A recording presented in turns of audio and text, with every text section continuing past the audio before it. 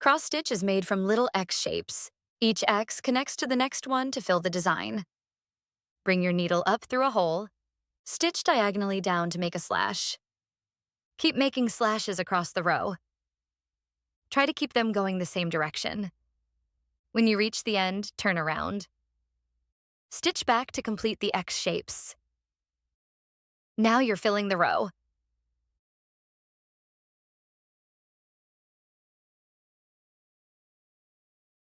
If you're stitching a small area, you can finish each X one at a time.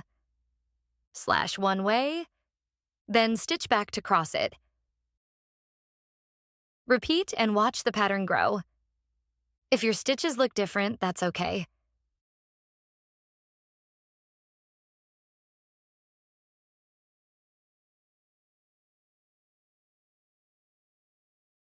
Cross stitch gets better with practice. People have been making cross stitch for hundreds of years. Now it's your turn.